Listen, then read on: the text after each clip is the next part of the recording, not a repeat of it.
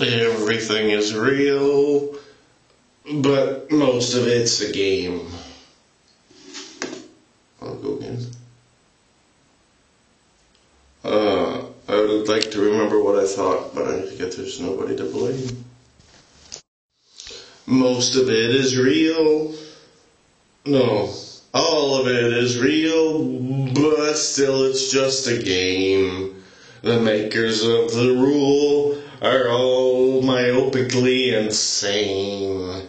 They like to rip our throats out and dry us in the rain. They think it's kind of funny that we're always screaming in pain. There is no hell, and there's no heaven without the other. So anyhow, we were on a boat. I think, I'm not sure if it was going somewhere or if it was a houseboat. It might have been a houseboat. We've been talking about houseboats. Anyway, I was trying to get to sleep in my dream, which oddly enough is, I think, the way to get back to the waking world. Anyhow, I was talking to my mother. My mother often shows up in dreams, my dad sometimes, my sister, because, I mean, you spend a lot of time with them. You build the basics of what you have as a concept of reality from your immediate surroundings. And it doesn't have to be mom and dad, it could be mom and uncle. But it should actually be lots of people. There should be lots of adults and lots of children. But that's not the point we're getting at.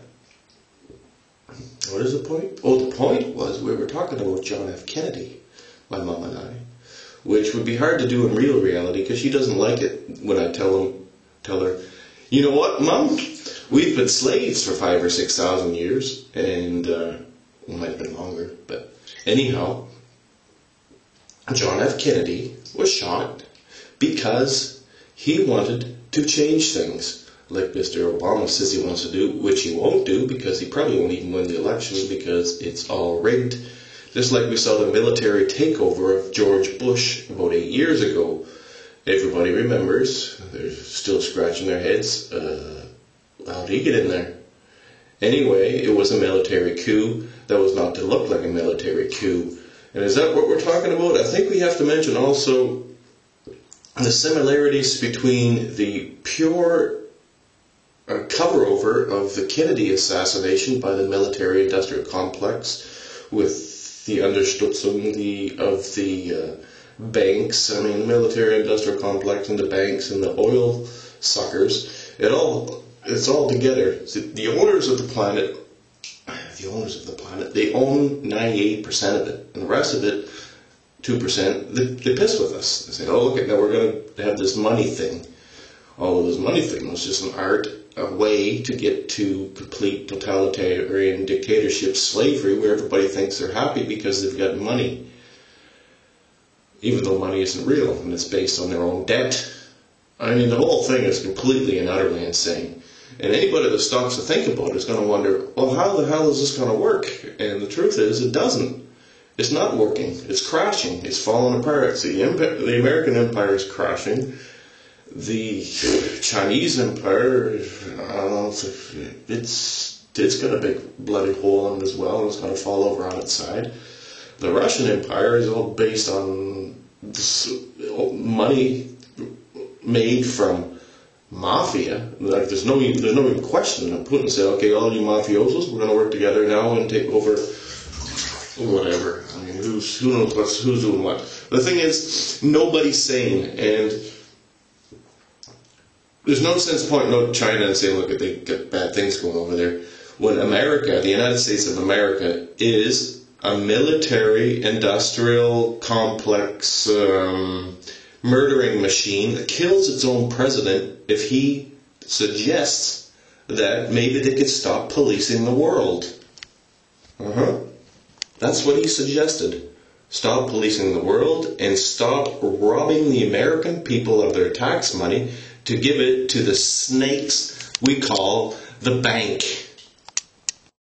One thing I find oddly similar to the Kennedy assassination and the 9/11 assassination of foreign nationals or whatever they're called who worked in the trade towers And the whole thing was so obviously, it was so blatantly, anybody with eyes could see that it was a big scam, a big brutal murder by the kings and queens.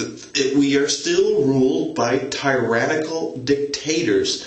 They're not called kings and queens anymore. They hide their names, but they're still there. They're called the Rockefellers. They're fucking tyrants. The Rothschilds. They're fucking tyrants. I mean, you gotta realize that the planet cannot, it does not belong to anyone. You cannot say, this planet belongs to me. What relevance is there in that? It's a lie. And to say that, what is it, 0.5% owns 90% of the planet, that's insane. They don't. They can't be removed. And another thing that's really driving me mad lately is this concept that you can patent life. You can't patent life. I mean, it's been evolving now on this planet, mostly evolving was the last 600 million years. And it was done without us. We were in it. We were one species among it. But to come out at the top, as we like to see it, I mean, the top could more likely be described as the outer ranges. It's not the top. It's not the epitome. It's not the end of evolution. We are not it. We are a part of it. We are a very small part of it, and we can play in it, and we can be in it. We cannot own it. Anybody who says, Monsanto, that they own the patent on a seed is a liar. It must be executed. Or, wait, executed? Was that the right word?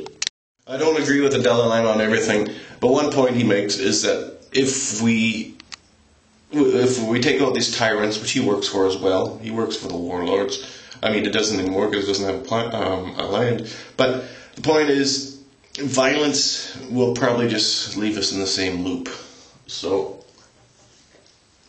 we got to figure out how to do it with peace and love and brotherliness and that kind of stuff. Because love doesn't mean you're a pinhead. Love it's, I mean, we got to try it. We've tried hate and resentment and pointing our fingers. I mean, the Jews have hated everybody that isn't a Jew, or at least that's what's written.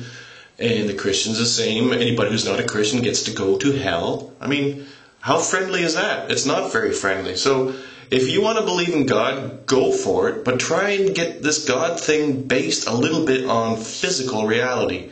And one thing that's very true about physical reality is that the Bible was written, any Bible, doesn't matter which one you pick, 14 billion years after the start of the universe, okay?